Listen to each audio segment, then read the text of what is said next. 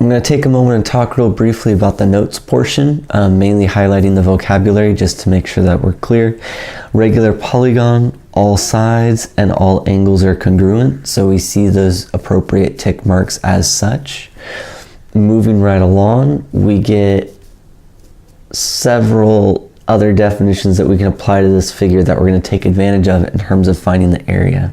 First up, we have the side of a polygon. That is exactly as you think it is, the side going, forming one of the outside edges.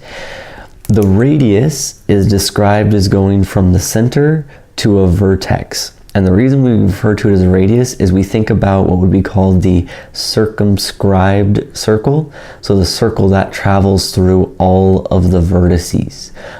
You actually can construct a regular polygon by plotting where the vertices fall on a circle. They all have to be equally spaced. So if you make your way going all the way around, there is a circle that will travel through, in this case, all 5 vertices perfectly. The apothem, clarifying that word right there, apothem is basically a quote height. It's also going from the center, but then it is going to meet a side perpendicularly. Now, because our shape is regular, it's going to follow that it's not only perpendicular, but it is a perpendicular bisector. So if I know the side length and I draw on this apothem, it's going to cut my side into 2 equal pieces. Okay.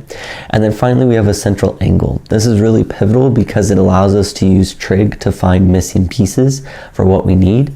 The central angle, you can even look at it as the large triangle or one of the smaller right triangles. But the idea is if one full circle is 360, and in this case if I have 5 sides, well, 360 divided by 5 is going to give me this full mark inside right here.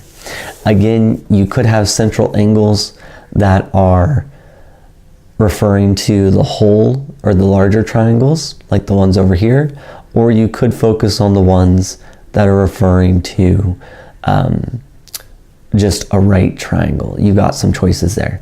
At the end of the day, though, if I can find the area of one of these triangles, I can then use it to multiply by the number of triangles in my figure to get the total area of my shape. And that's basically what these problems come down to. So what I'm going to do, the backside had 2 examples that you could read through.